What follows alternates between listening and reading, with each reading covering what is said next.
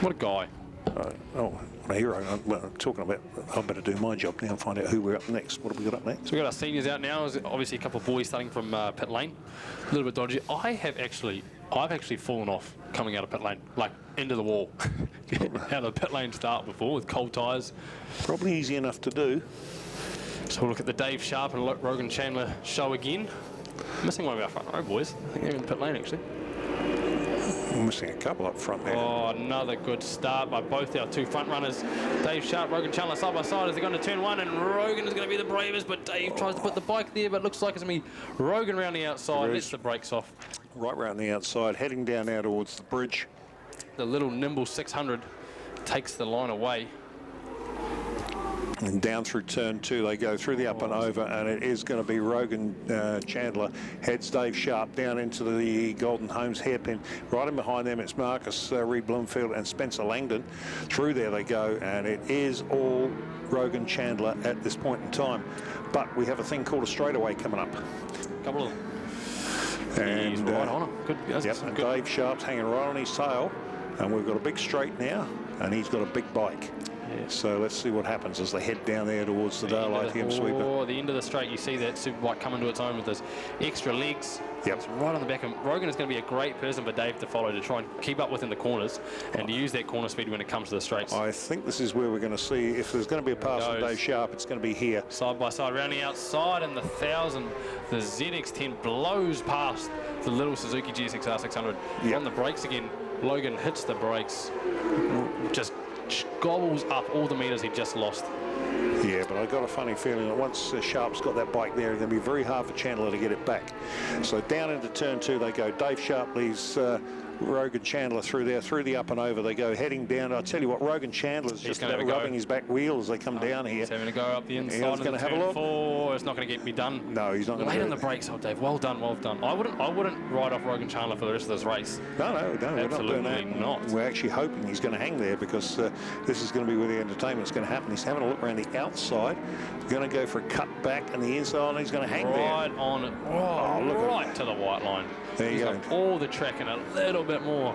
Is he going to do it down here? No, he's not going to do it there. He's going to tuck in, try and get as much slipstream as he can, make this the fastest 600 on the planet in this very second. If he gets the toe up. Oh, what a lot, right out to the white line. Yeah, a little wiggle. Unfortunately, he's lost a bit of ground in doing that. A little wiggle from the 600 as it tried to put the power to the floor coming out of the last corner. Yep. But it's on the brakes again.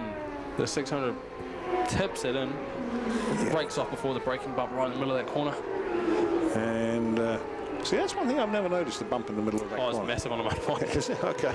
Never noticed it. It's called the front tuck bump. Yeah, so... this battle was all through this field, left, right and centre, 1000s and 600s, showing their strengths and weaknesses in different corners. And guys riding really, really well to make it happen on this now bike. let's have a look at the center. Chandler's still there. He's hanging on. He's definitely hanging on. So up the hill they go. Drop down into the dipper. And he's not close enough to make a pass. He's not even close enough to have a look. But Chandler Sharp certainly knows he's there. Fastest first sector of the race from Rogan Chandler, and fastest second sector as well. He's closing right in. And it'll be the third sector will be where that superbike will open its legs. Yeah. Well, jeepers. Out there they come, heading up the hill. It's a much tidier line by Rogan Chandler there on the 600. Tucks right into the slipstream. He'll lose a bit, but not as much as he did last lap. And I think it's probably a quicker lap time there by Rogan Chandler. 5.9 and a 6.0. Well done, Dave Sharp, into the 5s. Hey, that is pedaling. Pretty impressive for 600. So, Rogan gets the drive out of turn 1 though, and piles the pressure on the brakes into turn 2. This is where he pulls it back through this up and over bit through here, and this is where he's... another fastest first sector from Rogan. So you're going to have a look down here under brakes. He's too far back. Right on him though. Right on him. Points and squirts that little 600. He's going to have a bit more to do into turn 5. He's right around the outside here. Let's have a look at this. How's he going to do this? What's his second? His second time, 21.6. So he's just about 0.3 faster than Sharp in that sector of the track. Look where he is here, right on his back wheel. 600 rails that last corner, right behind the GSX-R. Oh, so the Ctas 600 on the ZX10, and he pulls the legs off him as he comes down the front straight. Wow. Yeah, but this time Chandler didn't get as far out. Hasn't lost as much ground as he did the previous lap. Fastest lap. We're both doing 5.5s. They are, that's quick. It is just great for both of these guys to have someone to chase in the winter to get this speed up for nationals. But so down they go under the bridge. Let's have a look at them going in here. And this time was quite surprising, actually. Chandler's not as close as he was the last time through. Yeah, it was a great run out of turn 1 from Dave.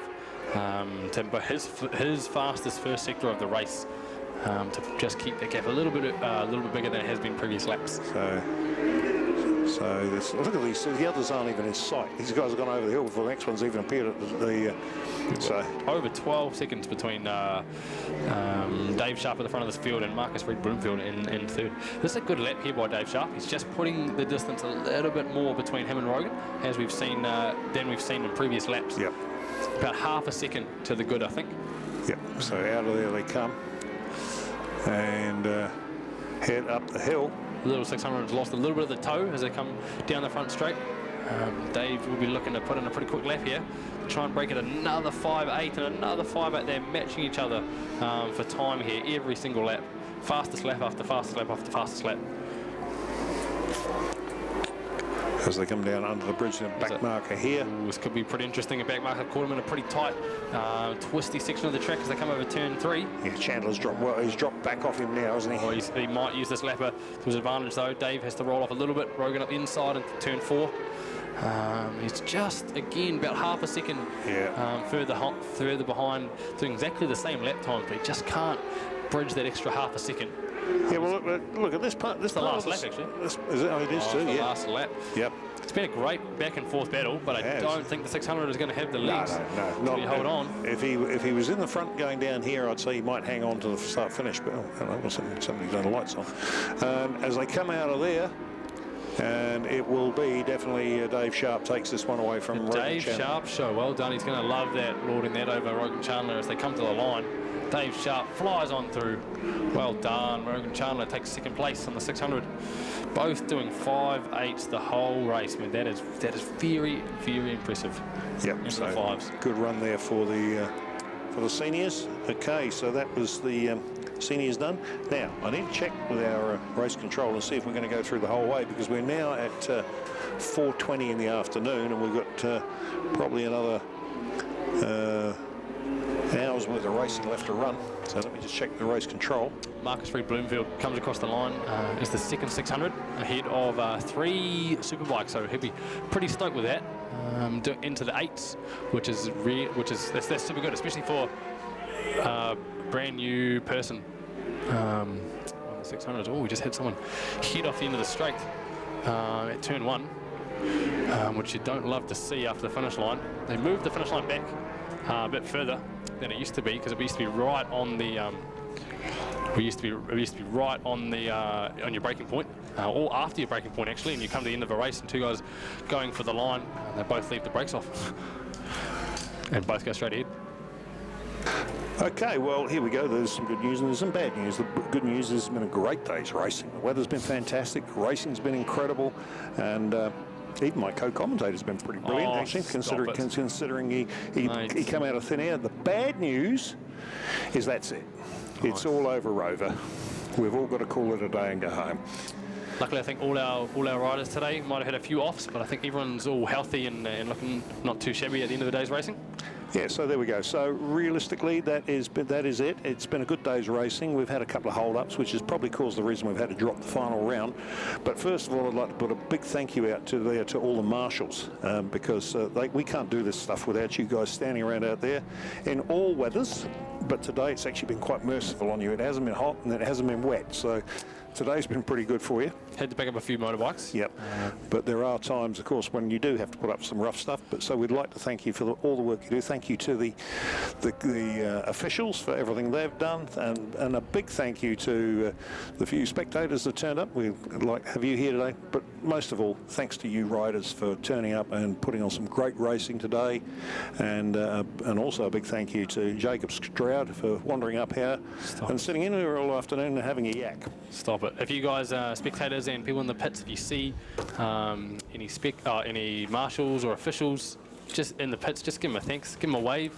Love what you do. We can't do it without them. The backbone of our sport. We love what you do, Marshall. Mighty work. Keep it up. Keep it up. Okay, so that's it. It's finished. I'm JT. I have been with you for the day, and I will be back at the next round, which is in a month's time, I believe. So from Jacob Stroud, myself, thank you and good night.